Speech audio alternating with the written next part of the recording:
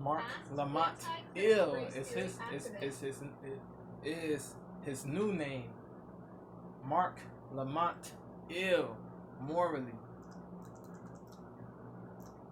TV host Marc Lamont Hill asked anti-critical race theory activist Rufo what he likes about me. Take a listen. And if I were to say to you right now, Christopher, what do you like about being white? What would you say? I don't know. Again, it's such an amorphous term. It's like a census term or indulge me for one. Just we're running out of time. Indulge me for a minute. I understand you see it as all these things, but you surely recognize that the world sees you as white. You know the world reads you as white. And if you were to ask me some things I like about being black, I could talk about cultural norms, I could talk about tradition, I could talk about the kind of commonalities I feel around the diaspora. If I were to ask you, what, particularly if you say whiteness is a thing that is being constructed as negative and shouldn't be, name something positive that you like about being white.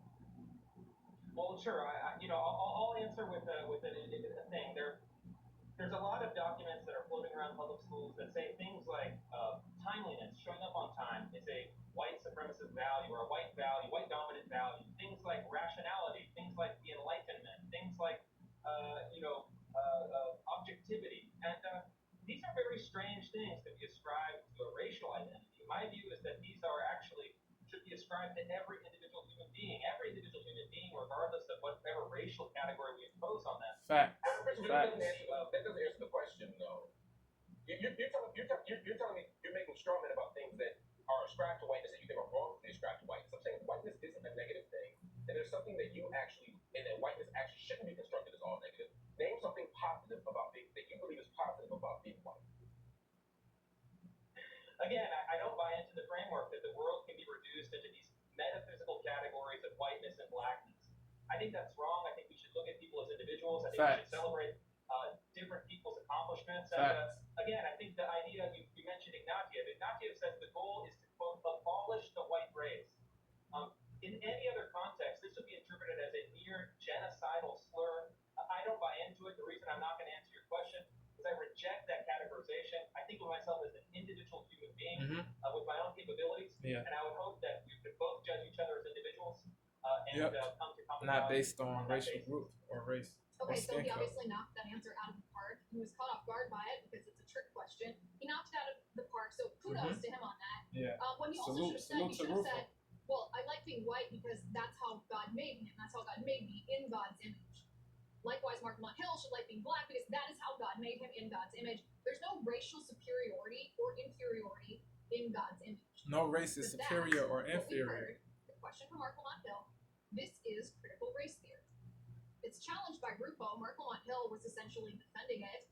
And that's the problem with critical race theory. We hear this term a lot, critical race theory. We hear about the battleground in public schools over critical race theory. We hear leftists defending it, just calling it a perspective. But this is the problem with critical race theory. It demonizes white people. Because critical race theory views everything through this prism of race instead of viewing people like individuals. That's facts, bro. No lies detected, bro. No lies detected, man. Shout out to Rufo. Shout out to Liz Willer, man. Marc is a wokie, man. Marc Lamont Ill is a wokie, man. He is a proponent, a true proponent of racial division, racial bigotry, bro. Racial discrimination. Crazy, man. It's really it really is odious, man. The pollution, man. The negative programming, the negative brainwashing that transpires in society, bro. It's really